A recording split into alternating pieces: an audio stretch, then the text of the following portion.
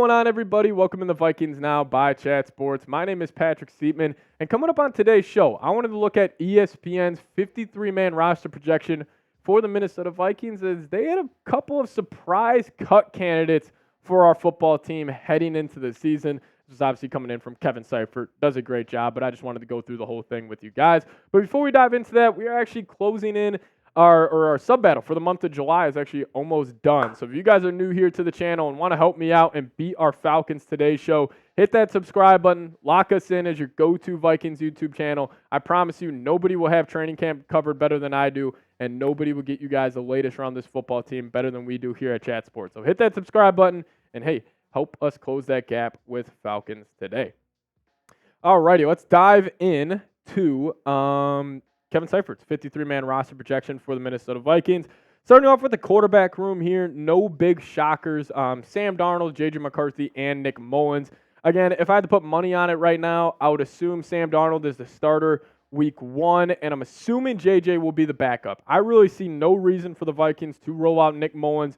The only argument you could make to me is he is familiar with the system. He has done it with Kevin O'Connell, but my rebuttal would be is we know who Nick Mullins is. We don't necessarily know peak Sam Darnold or peak J.J. McCarthy just yet. So I would be out on Nick Mullins even playing a snap this season, but that's who they had as the Vikings quarterback room. But let's kick it to the running backs and fullbacks here.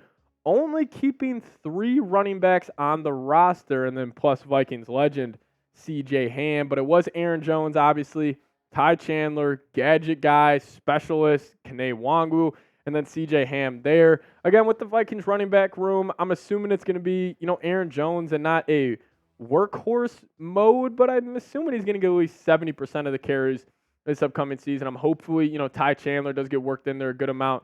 And then I would like to see, Kene Nwangwu get more screens, get more jet sweeps, and just a whole 9 there for a guy who is just an absolute weapon with the football. And then also, I want to see the Vikings utilize C.J. Ham a little more. Do what the Niners do with Kyle Juszczyk.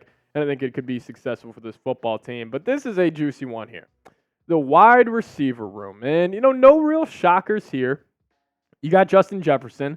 Shocker, he made the team. If you guys are shocked by that, that's on you. But then you still got Jordan Addison coming at the player number 9. Brandon Powell at player number 10. And then Trent Sherfield and Jalen Nailor rounded out the wide receiver room. I think those 3 are the 3 likely candidates to be wide receiver 3 for this upcoming season. So, no real shockers there. If I had to predict wide receiver 3 right now, I would probably lean Brandon Powell. But, again, Kevin O'Connell did hint at this, that it could be a wide receiver 3, by committee. And I think if the Vikings are trying to run the ball more against a certain opponent, they'll lean Sherfield. If they want more of a burner, they would probably go Nailor. But if they just want a guy who can create separation in a phone booth, they would probably lean Brandon Powell.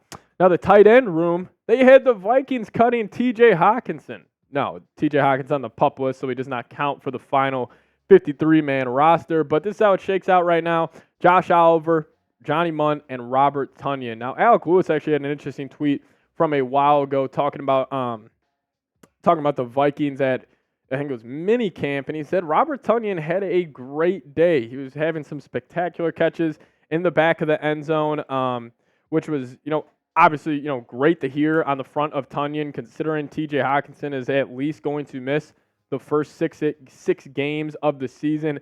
Haven't heard anything about Tonyan during training camp so far, but I do think he could be a guy that could step in there and just, help the Vikings just maintain with T.J. Hockenson out of the lineup.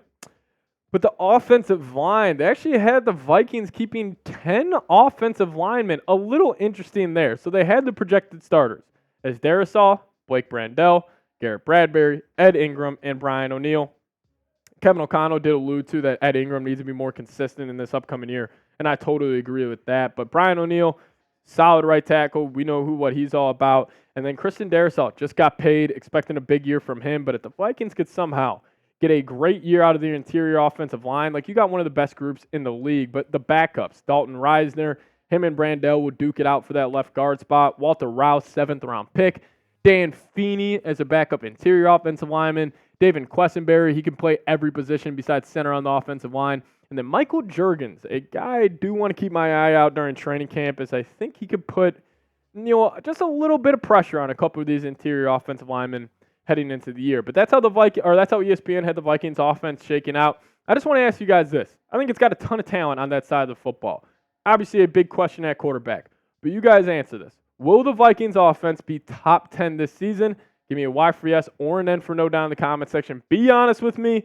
Maybe put down the purple Kool-Aid a little bit and chime in for me down below. All right, let's kick it to the defensive line.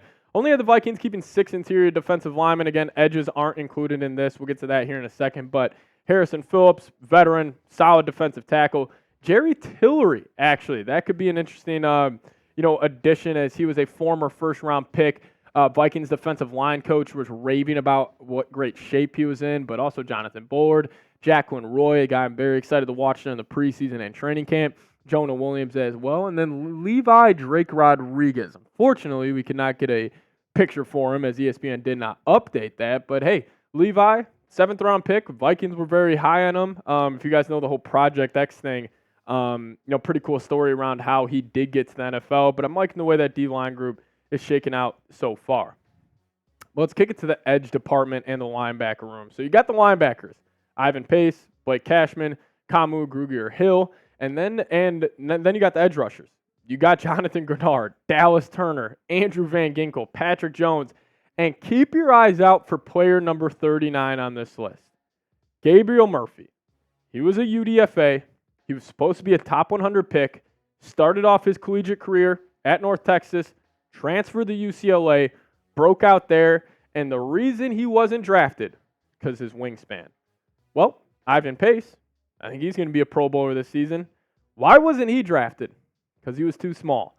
I think the Vikings are starting to see a trend here in the NFL where you just take a chance on some of these guys that, were just highly productive in college and, maybe they had some physical limitations as why they weren't drafted, but I think the Vikings may have gotten another UDFA steal in Gabe Murphy. But let's kick it to the cornerbacks here.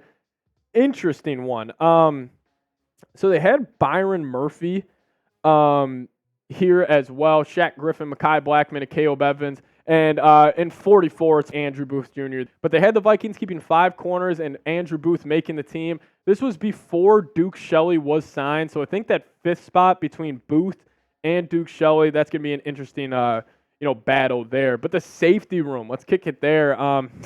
Vikings are going to be the only team in the NFL, I promise you, that will keep 5 safeties. As 94% of defensive snaps last season, the Vikings ran 3 safeties on the field. But Harrison Smith, Cameron Bynum, Josh Metellus, Theo Jackson, and Jay Ward there as well. And if you guys notice, Lewis Cine did not make the roster. Now, if I had to give I was going to call it a bold prediction, but I don't think it's that bold. I don't think Lewis Cine is going to make this team, and hopefully I'm wrong. I want to get up here and say I was wrong about Lewis Cine not making it, but I just think there's too much talent in that safety room, and he could be on the outside looking in. So unfortunate for Cine, but again, he's fighting an uphill battle. That's a loaded safety room, and plus his injury history. It's it's just unfortunate for my man Cine. But let's kick it to the special teams because special teams matter as well. They did have Will Reichard. I'll tell you what, that dude is just dripping in swag. I saw him showing up to Vikings training camp. He is an absolute dog, kicker from Bama. Still went Ryan Wright as the punter, and then all-pro long snapper shot at Andrew DePaulo. He's an absolute beast. But they also had Najee Thompson, the best gunner in the National Football League, making the team as well. Loaded special teams group, honestly, for the Vikes. Because you got one of the best gunners in Najee Thompson, Andrew DePaulo, one of the best long snappers. Ryan Wright had a down year last year, but if the punter and kicker can get it together, this is one of the best special team units in the entire league. But I just went through the whole Vikings roster for you guys. What say you here? Give the Vikings roster a Madden rating. Scale it for me 1 through 99. Also, you guys can give me a follow on Twitter to stay up to the latest around your Minnesota Vikings. That's the handle right there at Pat Seeps. Link also in the comments and description of today's show. But thank you guys so much for watching. As always, let's go Vikes.